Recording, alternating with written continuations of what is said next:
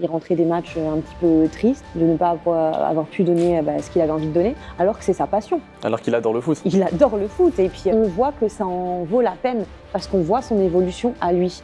On le sent bien dans sa tête par rapport à ça, par rapport à sa passion, par rapport à ce qu'il a envie de faire. Il est apaisé, il se sent épaulé, soutenu et tu avais l'air d'être quelqu'un d'impliqué, où on voyait que tes conseils étaient des conseils vraiment réfléchis, avisés.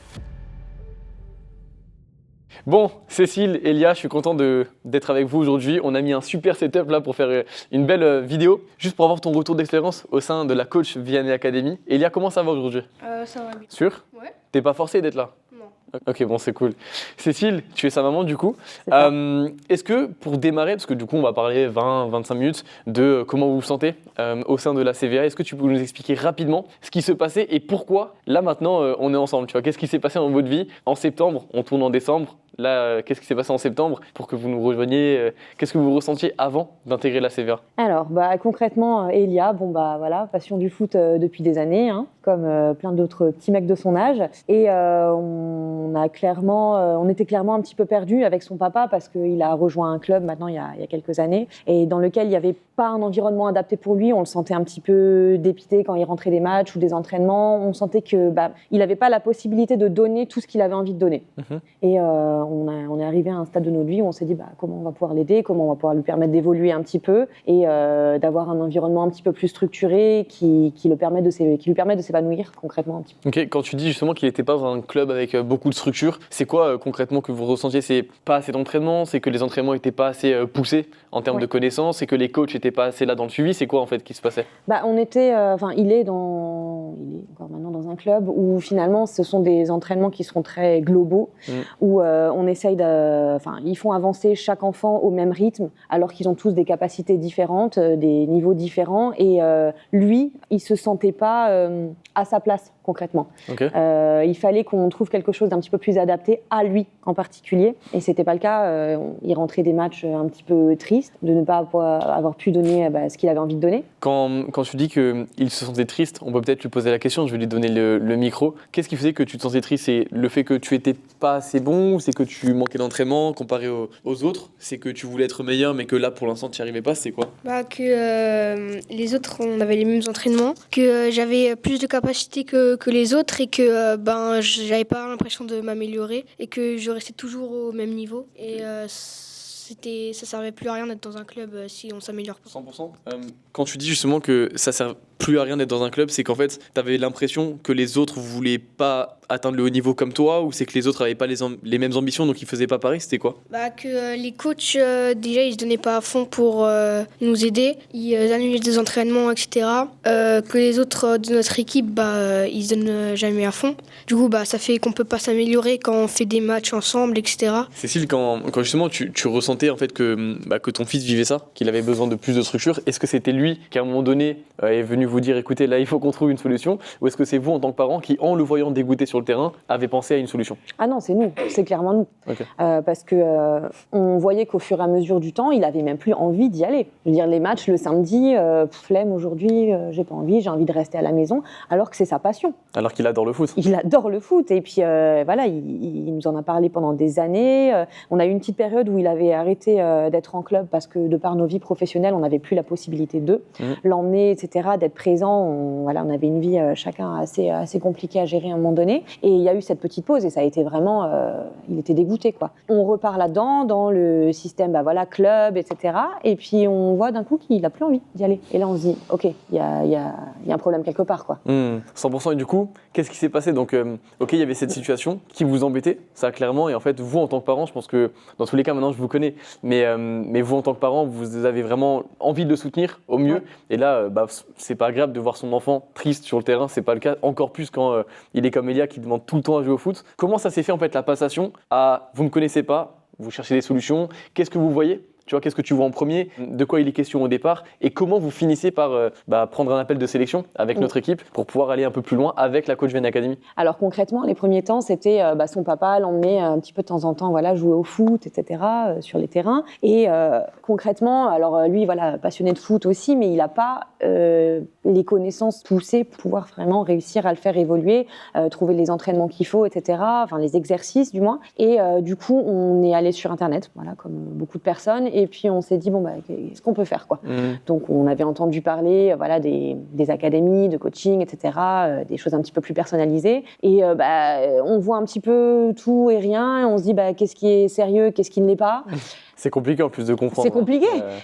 On va où? On fait quoi? On appelle qui? On était un petit peu perdus dans cette histoire-là. Je pense que après l'algorithme Instagram nous a un petit peu aidés parce que c'était nos recherches du moment sur Internet. On tombe sur ta page, effectivement, sur des vidéos, des réels. Je clique dessus et de là on a regardé avec son papa pendant quelques semaines avant de prendre la décision d'appeler. On lui a montré aussi, on lui a demandé un petit peu ce qu'il en pensait parce qu'on sentait qu'il y avait ce petit truc où ça avait l'air sérieux, où tu avais l'air d'être quelqu'un d'impliqué, où on voyait que tes conseils étaient des conseils vraiment réfléchis, avisés, que ça semblait être assez personnalisé en fonction de chaque enfant. Et un jour, on a sauté le pas et on s'est dit, on va se renseigner. Et du coup, juste dans cette phase-là, c'était quoi vos doutes, tu vois? Parce qu'en fait, ça serait trop beau que les parents comme toi, boum, ils cherchent une solution, ils voient la première vidéo, boum, ils prennent l'appel de sélection et ils intègrent. C'est pas comme ça. Ouais. C'est un processus qui est long. Nous, on a plein de familles qui viennent en appel de sélection, qui nous suivent depuis 6 mois et plus, tu vois. Ouais. Donc le processus, il est long pour donner confiance, surtout pour que eux comprennent et que ce soit le bon moment aussi pour eux, etc. C'est quoi qui a fait le déclic chez vous? Parce que tu m'as dit que tu en as parlé à Elia. Je pense que tu as aimé les vidéos quand on te les a envoyées. Et du coup, quand tu les as montrées à Elia, lui, il était chaud. Ça a été quoi le déclic pour se dire, OK, là, on passe du mode passif, en mode juste on regarde des vidéos qui sont génériques, on fait des millions de vues, mais OK, mais est-ce que c'est vraiment toute la pertinence du coaching? C'est pas là, tu vois, c'est tout ce qui se passe derrière, en privé dans l'académie. Ça a été quoi le déclic pour se dire avec Brian, OK, là, on passe le pas et puis on prend un appel qu'on propose, qui est d'ailleurs 100% gratuit. Qu'est-ce qui s'est passé chez vous? Alors lui, il les voyait aussi de son côté parce que monsieur traîne un petit peu sur YouTube maintenant. Alors il n'a pas Instagram particulièrement, mais il t'avait vu dans, comment ça s'appelle, les shorts sur YouTube. Ouais, il t'avait vu à ce moment-là et c'est vrai que quand du coup on lui en a parlé, il m'a dit « Ah mais je connais déjà, machin ». Donc c'était assez rigolo quand on n'a pas eu besoin de trop lui présenter le projet. Ce qui fait qu'on a décidé de sauter le pas et de t'appeler, c'est on a senti la pertinence dans ce que tu disais, dans tes réels et on l'a pas fait tout de suite parce qu'on se doute bien qu'évidemment c'est pas quelque chose de gratuit, qu'il y a un accompagnement, mais voilà, on paye pour ça, c'est un investissement et on avait envie de savoir aussi ce que ça allait donner, est-ce que c'était envisageable pour nous, est-ce que ça valait le coup d'investir dans ce projet-là, est-ce qu'il y allait avoir vraiment une vraie évolution derrière, un vrai suivi. On a eu envie d'avoir ces réponses-là et c'est pour ça qu'on a décidé de t'appeler. Ok, si on va un peu plus loin, parce que du coup tu as appelé l'académie, toi vous avez eu un appel il me semble avec Benjamin du pôle recrutement, donc d'ailleurs c'est le plus fidèle de la Coach Vienne Academy, c'est avec lui, au départ c'était moi, puis ensuite moi et Benjamin longtemps, et puis maintenant on est 12 tu vois, à bosser pour les joueurs sur l'académie, etc., entre coaching, etc. Donc il vous avait reçu. Comment s'était passé cet appel de sélection? Parce que tu sais, il y a beaucoup de familles qui pensent que c'est un appel où juste on va vendre. Comment ça s'est passé pour vous? Comme ça. Non, je l'ai pas ressenti comme ça. En fait, je me suis sentie quand même écoutée dans mes questionnements. Enfin, il a eu la faculté de répondre à mes questions. Et j'ai débarqué un peu en tant que maman inquiète. J'expose une situation et face à qui je vais être? Est-ce que je vais être face à un vendeur qui va vouloir absolument que je signe et machin, ou est-ce que je vais être face à quelqu'un qui va m'écouter, qui va essayer de comprendre un petit peu ce qui se passe dans ma vie, ce qui se passe dans la vie de mon fils particulièrement. Qui est un peu la star de l'appel d'ailleurs. Voilà, très clairement, c'est de lui qu'on parle. Étonnamment, ça a été le cas. Je me suis pas sentie forcée à quoi que ce soit. Je me suis sentie comprise. J'étais face à quelqu'un qui me posait beaucoup de questions pour comprendre pourquoi j'appelais, pourquoi j'étais dans cette démarche-là aujourd'hui. Et c'était étonnant, finalement. C'était assez étonnant parce que je m'attendais vraiment à quelqu'un qui... Enfin voilà, j'avais quand même des a priori. Avant d'appeler, je vais être honnête, j'avais des a priori. Comme absolument tous les parents. Ouais. Et je pense que tu vois, c'est important de le dire et je te remercie aussi de nous transmettre ça. Parce qu'aujourd'hui, si tu veux, tu as, je pense, énormément de parents qui ont envie d'aider leurs enfants, mais qui pensent en fait c'est un processus où vraiment c'est juste, tu sais, c'est l'usine chez nous, on rentre, on prend l'argent et c'est fini. Alors que c'est pas le cas. Ouais. Et cet appel de sélection qu'on propose et qu'on propose toujours actuellement, c'est juste un appel où pendant 30 à 40 minutes on pose uniquement des questions. C'est vrai que ça a duré un petit moment quand même. Non, c'est long. C'était C'est long. En fait, on n'est pas là en mode, OK, âge, prénom et besoin, et hop, on vous propose l'académie. Ouais. Parce qu'on écume beaucoup et on sélectionne les profils. C'est pour ça que c'est un appel de sélection. Tu vois, donc en fait, on vous avait rencontré. Après, Benjamin m'avait fait un débrief. Il m'avait dit que le profil d'Elia était juste top et surtout que la famille était dans le bon environnement, ce qui est méga important. Donc ça, c'est trop bien. OK. Et donc, à la fin, forcément, il y a eu la proposition. Puisque son profil a été sélectionné, qu'est-ce que vous en aviez pensé quand vous avez vraiment présenté tout le projet plus en détail que ce qu'on montre évidemment sur les réseaux? Alors, on a trouvé le projet top. On a trouvé le projet top parce qu'on nous a proposé un vrai accompagnement avec des routines, avec même l'accompagnement sur la nutrition, etc. Enfin, qui est vraiment assez complet. Nous, c'est des choses auxquelles on n'aurait pas pensé. Tu vois, on pensait un petit peu exercice, entraînement, machin, nanana. Et en fait, on a vu que ça allait bien plus loin que ça. C'était voilà, des petites routines à avoir en rentrant de l'école le soir, le matin, des façons de manger mieux pour performer mieux. Et enfin, ça a été très complet. On s'est dit, OK, ça a vraiment l'air top. Maintenant, on a eu besoin de temps quand même pour réfléchir. Parce qu'évidemment, il y a le nerf de la guerre, partie finance. Donc, on a expliqué à Benjamin au téléphone qu'on allait en parler un petit peu longuement avec son papa, avec lui aussi, pour savoir si ça en valait la peine, s'il allait être vraiment impliqué dans ce projet-là et qu'il allait suivre. Je crois que c'est important. On a eu besoin d'un petit peu de temps pour... Encore une fois, nous, ça fait partie du process parce que chez nous, c'est familial. Oui. C'est-à-dire qu'en fait, tu viens en appel, tu peux venir sans ta carte bleue déjà, tu vois. Ouais. On va d'abord se rencontrer. J'ai rien signé à la fin de cet appel-là, finalement. Et c'est pas forcément le but. Alors, il y a plein de familles qui le font parce qu'en fait, elles savent que c'est OK, donc on y va, tu vois. Mais si les familles ont besoin aussi de se concerter, de parler de discussions d'adultes au niveau des finances, etc. Et aussi aux joueurs pour valider qu'il a envie, comme ça a été le cas avec Elia. Oui, c'est ça. OK. Finalement, on n'investit pas pour rien, derrière un enfant qui ne sera pas forcément impliqué. Et non, là, effectivement, on est face à un petit garçon qui avait vraiment envie de. Donc, ça en a valu la peine, c'est sûr. Elia, qu'est-ce que tu as dit à tes parents, toi, quand justement on t'avait montré le projet? Comment tu t'es senti? Et quand ils t'ont demandé est-ce que c'est vraiment le bon projet pour toi, qu'est-ce que tu as répondu? Je me suis sentie bien quand ils m'ont proposé ça, que je pourrais enfin avoir une bonne routine, des entraînements bons, etc. Et que je pourrais enfin être dans quelque chose de sérieux. Tu te sentais prêt? Ouais, je me sentais prêt. Sûr? Oui, sûr. T'as su les convaincre? C'est plutôt eux qui au début sont venus vers moi et voilà. T'es content? Ouais. Ça se voit? Je dirais qu'il est forcé d'être là. OK. Bon. Il est timide. Donc, c'était quoi en fait la discussion? C'est surtout quand vous avez eu la validation d'Elia, c'était donc sur les finances. Aujourd'hui, qu'est-ce que tu peux dire là-dessus? Tu vois, sans forcément donner le tarif exact. D'ailleurs, on fait du sur-mesure. Alors, on a plusieurs offres pour différents profils, tu vois. Ceux qui demandent plus de suivi, ceux qui sont plus autonomes, etc. C'est pour ça d'ailleurs que sur les réseaux, on peut pas dire quelqu'un nous contacte, bonjour, c'est combien? Tu vois, c'est comme tu veux changer les fenêtres de ta maison et tu vas dans un magasin de fenêtres, tu dis bonjour, c'est combien?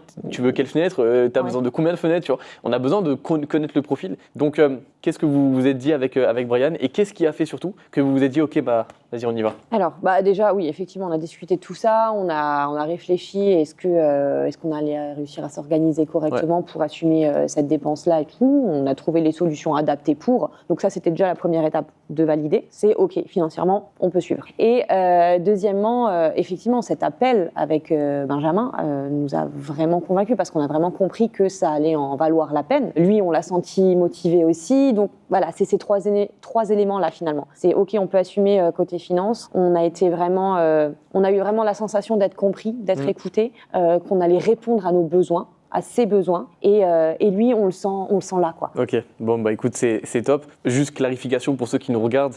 Aujourd'hui, l'académie, il ne faut pas s'attendre à ce que ça soit sur 30 000 € l'année. Clairement pas. On ne serait pas là non plus, mais... Non.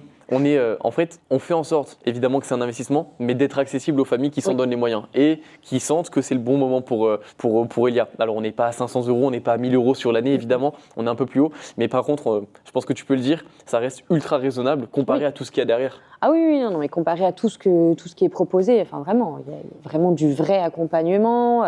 On peut vous contacter quand on veut. Je veux dire, finalement, il a le moindre doute, la moindre question, il a besoin d'être rassuré sur un point, et vous êtes là, vous êtes présent. On voit que ça en vaut la peine parce qu'on voit son évolution à lui. On le sent bien dans sa tête par rapport à ça, par rapport à sa passion, par rapport à ce qu'il a envie de faire. Il est apaisé, il se sent épaulé, soutenu et il tire plus la tête. Finalement, il est encore auprès de son club de foot, voilà, il va faire ses entraînements, il va faire ses matchs, mais il sait que derrière, il aura plus. Donc, il n'est pas juste déçu.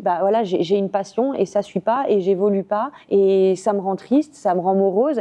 Non, bien parce que derrière, il sait qu'il a ce truc à lui de côté qui fait que il évolue. Donc ça en vaut la peine. C'est trop bien d'entendre ça. En vrai, ça me fait vibrer parce que c'est pour ça qu'on travaille, tu vois. Ouais. Tout au long des journées, des semaines, des mois, etc. Et c'est toute notre envie, nous, au sein du projet, de pouvoir apporter ce genre de trucs-là aux enfants. Si on jump un peu, du coup, qu'est-ce qui s'était passé? Donc, après votre départ, on avait officialisé, on vous avait envoyé tous les accès. Ça a été quoi votre première réaction? Là, tu as parlé de suivi, on est un peu plus loin. Juste, ça a été quoi votre réaction quand on vous a ouvert les accès à l'application, sur les groupes WhatsApp, sur le Slack avec la communauté, avec les centaines de joueurs? Qu'est-ce que vous avez pensé? Alors, déjà, on était tous assez excités, voilà, de se dire, ok, ça y est, on rentre vraiment dans le truc. Et puis, on a été étonnés parce que finalement, il y a l'appli, il y a tout. On avait accès à tout et puis on pouvait parler avec même d'autres parents, ils pouvaient parler avec d'autres enfants, il y avait des choses un petit peu en groupe, etc. En fait, on a eu l'impression de rentrer un petit peu dans une communauté comme ça. C'est complètement le cas. Hein. C'était trop cool. Non, c'était vraiment chouette et on était hyper contents et on s'est dit, ah oui, c'est réel, quoi. C'est un vrai programme, et le nombre de vidéos qu'il y a, et on s'est dit, ok, on n'est pas dans du fake, quoi. Trop cool. Si on pose un peu la question à Elia, quand tu as rejoint l'académie, du coup, sur les premiers jours, qu'est-ce que tu as ressenti comparé à la tristesse, la frustration que tu avais en club? Qu'est-ce que tu as ressenti sur les premiers jours? Qu'est-ce que ça t'a fait? J'ai vu des personnes qui étaient dans le même cas que moi, qui n'étaient pas bien dans leur club. J'ai pu suivre une très bonne routine. On pouvait bien manger, on pouvait faire des étirements avant de dormir, etc. Et c'était quelque chose de bien d'être allé dans cette académie. Et quand tu as vu du coup tous les autres joueurs qui t'ont accueilli, qui t'ont souhaité la bienvenue, je crois que même tu as parlé avec 2-3 joueurs en privé, qu'est-ce que ça t'a fait? Est-ce que tu t'es senti heureux de passer à l'action et d'arriver dans ce centre? En fait, c'est clairement un centre, même si c'est digital, c'est un centre. Ouais, ça m'a fait du bien de rentrer dans ce centre et de voir les autres joueurs. Il y avait des personnes qui étaient dans le même cas que moi, comme je l'ai dit, et des personnes qui étaient dans un bon club et qui voulaient juste plus d'entraînement et plus s'améliorer, etc. Et ça m'a fait du bien de rentrer dedans pour avoir de bons entraînements, etc. Trop bien. Et du coup, sur la première semaine, il s'était passé quoi? Il y a eu le coaching avec Corentin, nos coachs dans l'académie. Vous avez placé tous vos objectifs du coup sur l'application. C'est ultra interactif, à 1 mois, 2 mois, 3 mois, etc. De sorte à vraiment faire en sorte que Elia soit une petite locomotive et qu'on mette en place tous les rails vers l'avant et ensuite qu'on mette en place les programmes, les plans, tout ce qu'il faut et tout ce qu'on met en place du coup dans l'académie. Qu'est-ce que ça t'a fait toi de voir en fait qu'il y avait cette prise en charge ultra complète et qui est même certainement un peu plus que ce que vous espériez quand juste il était question de programme pour vous, tu vois? Ça a été super excitant et puis super rassurant aussi et je me suis dit ok, là on est face à quelque chose qui va vraiment lui permettre d'évoluer en fait. C'était pas c'était pas juste ok un accompagnement lambda pour le rendre un petit peu mieux dans sa tête et plus épanoui. C'est que on se dit ok, grâce à tout ça il va y avoir une évolution et peut-être que on sait pas, tu vois, on sait pas et on se dit est-ce que ça peut être la clé pour lui permettre de se professionnaliser aussi à terme. Il est encore jeune, il a encore plein d'années devant lui et là on s'est dit peut-être qu'on est arrivé à avoir les clés. De toute façon personne n'a la boule de cristal. C'est ça, on a plein de joueurs de son âge, nous c'est entre 10 et 16-17 ans, tu vois, qu'on accompagne les joueurs. En majorité, on n'a pas la boule de cristal. Il y en a qui sont très bons jeunes et qui s'éteignent. Il y en a qui sont pas très bons jeunes et qui s'ouvrent. Il y en a qui sont très bons tout le temps. En fait, on ne sait pas. Peut-être que le potentiel d'Elia, c'est Ligue des Champions. Et peut-être que finalement, ça sera Régional 2 à terme en adulte. Et peut-être que ça lui suffira et qu'il sera hyper heureux comme ça et qu'il alliera sa passion. Et du coup, petite question, parce qu'à l'école, ça se passait déjà bien, mais il y avait un peu de manque de concentration de temps en temps, etc. Qu'est-ce que tu as ressenti? Parce qu'en fait, nous aussi, on a beaucoup de retours et j'aimerais bien avoir ton retour là-dessus, de parents qui, vu que leurs enfants font des choses et sont assidus et gagnent en autonomie, en fait, ça se ressent aussi hors foot. Ouais. Qu'est-ce que tu as ressenti à l'école? C'est le cas parce que concrètement, je le sens un petit peu plus posé, parce qu'il est plus occupé aussi le reste du temps, il passe moins de temps sur les écrans. Aussi, on va en parler, on est dans la réalité des choses. C'est la réalité des choses, je veux dire, à cet âge-là, on les connaît, les petits loulous, voilà. Et ça lui permet aussi de se poser, lui, d'être plus concentré. Il connaît sa journée dès le matin. Aujourd'hui, je vais faire ci, je vais faire ça, il y aura l'école, en sortant de l'école, je vais pouvoir faire telle et telle chose. Et je le sens un petit peu, il est plein, tu vois, il est complet. En fait, dans sa vie. Et donc, du coup, il est plus calme, plus apaisé. Et effectivement, ça se ressent aussi à l'école. Par rapport à l'année dernière, où on avait plus d'appels régulièrement des profs. Là, il y a ça va pas le comportement. On le voit moins, là. On le voit moins. Je pense que lui, dans sa tête, il est au carré. C'est trop bien. Ouais. C'est trop chouette. Bon, et je dis pas qu'il est parfait, je vais pas mentir. On a encore de petites vis à resserrer, mais bon, allez, ça. Non, franchement, c'est cool. normal. Vraiment, c'est cool. Et si on parle un peu de foot, donc en fait, dès le premier jour chez nous, tu as été structuré, c'est-à-dire que comme tu l'as dit, en fait, tous les jours, il sait quelle séance il a à faire, etc. Juste si on parle du terrain, parce qu'en fait, ça, c'est vraiment un truc aussi qu'on doit éduquer les parents sur ça, parce que c'est normal, c'est nouveau, tu vois, avec les écrans, avec le digital, on peut maintenant le faire. C'est-à-dire que chez nous, on accompagne les joueurs et on leur met à disposition des séances qui sont tournées au drone, qui sont réfléchies par des entraîneurs de Ligue 1, de Ligue 2, par Corentin qui a été joueur de Ligue 2, etc. Par moi, évidemment, qui est connu les niveaux nationaux, mais on n'a pas besoin d'être avec les joueurs sur le terrain. Qu'est-ce que toi, tu as à dire là-dessus? Il y a beaucoup d'appréhension des parents, mais en fait, ils ne peuvent pas nous accompagner à distance. Qu'est-ce que tu en penses? Et surtout, est-ce que tu vois de l'évolution footballistique, bien qu'on ne soit pas là tous les jours avec Elia sur le terrain? Oui, tout à fait. Après, je vais être honnête, nous, on regarde les vidéos avec lui. Ce qui est normal. Hein. On regarde les vidéos avec lui et on s'imprègne aussi de ce que vous dites. On s'imprègne aussi pendant les coachings qu'on a avec vous. Et on prend ces infos-là qu'on arrive, nous aussi, à repérer. Donc lui, il va voir les vidéos une première fois, il va comprendre un petit peu ce qu'il doit faire et ce qui va lui permettre d'évoluer. Et puis nous, on suit derrière. Et pareil, on fait les rappels aussi. On va avec lui sur le terrain, on passe des moments avec lui. Et en fait, on accompagne l'enfant, on éduque le parent aussi, du coup, à permettre de l'aider, en fait. Et c'est beau de le dire. Ouais, c'est la réalité, effectivement. Et on le voit. On voit qu'effectivement, là, du coup, des petits exercices qui étaient un petit peu chaotiques avant, mais maintenant, il les gère de mieux en mieux parce que il a les petits tips pour y arriver et c'est chouette. C'est trop cool, tu vois. Donc finalement, et c'est vraiment un truc, en 2027, 2028, je me projette un peu, mais ça sera quelque chose d'ultra connu partout. Je le sais, parce que la méthode, en fait, elle fonctionne, parce qu'on l'a réfléchi, on a pensé mais des dizaines et des dizaines d'heures, voire même des centaines, tu vois, à se dire, ok, mais comment on peut apporter de la valeur et surtout nos connaissances sans devoir se dupliquer en 400, tu vois. Parce que si on accompagne des joueurs au Luxembourg, au Canada et tout, on peut pas être partout en même temps.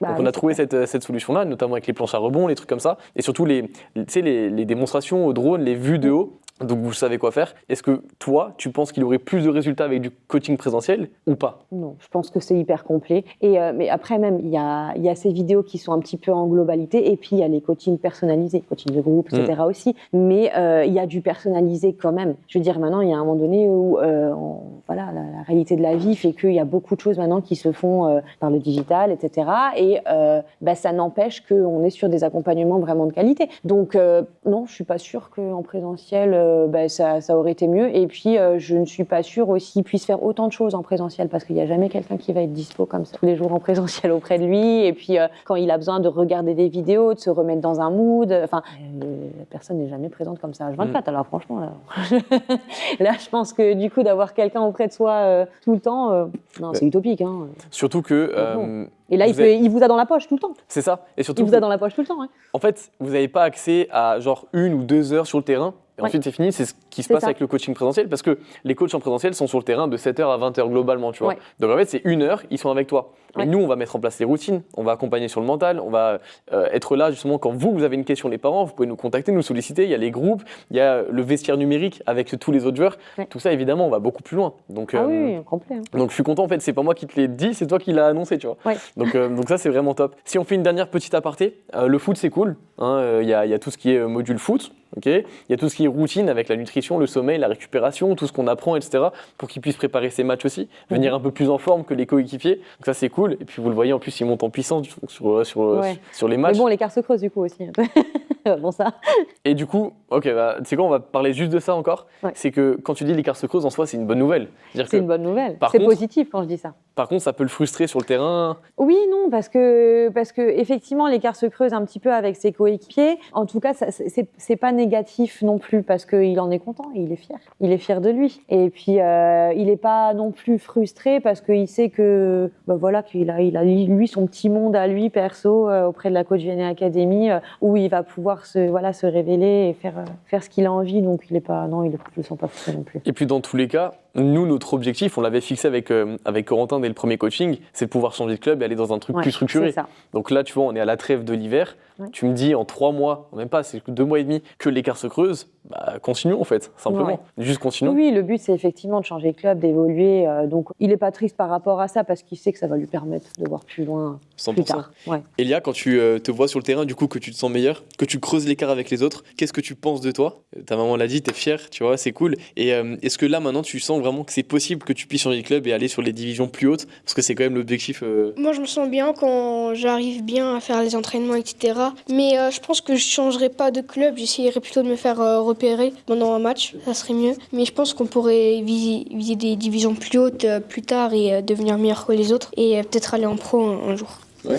T'es encore, tu vois, là t'as 11 ans, il y a encore beaucoup d'années devant toi, et encore une fois, on n'a pas la boule de cristal, mais c'est bien que tu aies cette vision, dans tous les cas, on l'avait dit, c'est la vision que quasiment 70% des joueurs partagent, c'est ok, je veux devenir pro d'ici 10 ans. Donc là maintenant, si on déconstruit, à 5 ans, tu dois être où, à 3 ans, à 2 ans, à 1 mois, et après on arrive à, ok, bah la semaine prochaine, où est-ce que tu dois être pour avancer sur cette voie-là? C'est comme ça qu'on vous guide, et c'est petit cool. pas par petit pas, chaque chose en son temps, et puis voilà, on se sent pas non plus trop poussé. Je veux dire, on lui permet d'avancer à son rythme. C'est ça qui est bien aussi, c'est qu'il n'y a pas de pression. Je vous sens pas en quête de résultats, absolument. Tu vois, il faut que ça fonctionne, il faut que la semaine prochaine soit comme ça, comme ça, comme ça. Non, il est vraiment accompagné positivement dans la bienveillance et il se sent pas, il ne sent pas une pression sur lui. Donc, c'est d'ailleurs parfait. La grande différence entre la CVA et un centre de formation. Parce que tu le mets par exemple dans un club pro, n'importe lequel, Rennes, Strasbourg, Angers, bref, Nantes, n'importe lesquels, l'OM, etc. Les joueurs sont constamment mis sous pression. Pourquoi? Parce que le foot, c'est un business. Oui. C'est-à-dire qu'en fait, on prend tous les meilleurs jeunes, on les met dans un centre, on pousse, même si on en dégoûte 99, si à la fin, on en sort un ou deux qu'on vend 100 millions, on a gagné. Non, mais je t'avoue que c'était une crainte qu'on avait. Donc en fait, ça c'est le business des centres de formation, et c'est là où nous, en fait, on va vraiment se concentrer sur peaufiner un peu le diamant, tu vois. C'est-à-dire, on y va tranquillement, on va à ton rythme, et on va pas te dégoûter. Donc la notion de plaisir, elle est importante. Donc c'est cool aussi que tu puisses le dire. Dernier point, sur l'aspect mental, parce que le foot, encore une fois, c'est cool, et c'est là où je voulais en venir avant, c'est... Tu as la partie foot, tu as la partie invisible, mais tout ça, si tu n'as pas confiance en toi, ça sert à rien. Ouais. Et nous, on collabore avec Geoffrey Brochet, c'est le meilleur en France, vraiment. C'est le formateur de la BRI, du GIGN, des unités d'intervention d'élite de la police. Bref, c'est vraiment que je connaissais des réseaux et que j'étais hyper étonnée de retrouver chez toi. Ça m'a vu. Tu vois, c'est 2 en 1, c'est trop bien.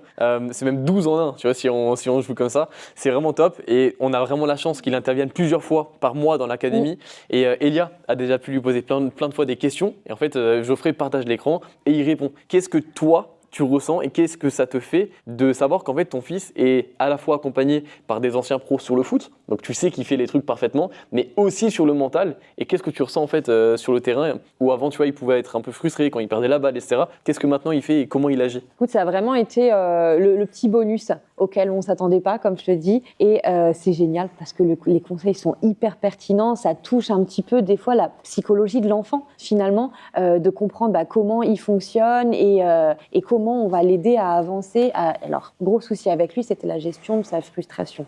Pendant les matchs, quand l'équipe perd, et puis quand les coéquipiers ne suivent pas, et machin, et puis l'énervement, et du coup après, tu déconnectes. Et il déconnectait de son match, et puis là, ça partait on n'arrivait plus rien à faire, même lui. Et là, il y a cette possibilité de donner les cartes à l'enfant, les clés, pour qu'il arrive à gérer ça. Et c'est génial. Ça, c'est vraiment génial. On est hyper content d'avoir ce truc en plus, qui fait que il va encore se différencier finalement, parce que 100%. Lui, il va savoir comment avancer pour être bien mentalement, pour ne pas céder à la frustration. Après, on n'en a pas fait encore énormément avec lui. Je pense qu'on en aura encore. Je crois qu'on en a eu 4 ou 5, quelque chose comme ça. Voilà. C'est vraiment top. Et juste pour vous rassurer, mais ça dans tous les cas tu le sais déjà, c'est que 100% des joueurs qui viennent en appel de sélection, donc le processus de base pour intégrer l'académie, ont forcément des lacunes sur le mental. Ouais. Mais c'est pas les joueurs qui viennent dans l'académie, c'est 100% des joueurs de base. Tu vois, même ceux qui viennent pas chez nous. Pourquoi? Parce que les ligues n'accompagnent pas sur le mental.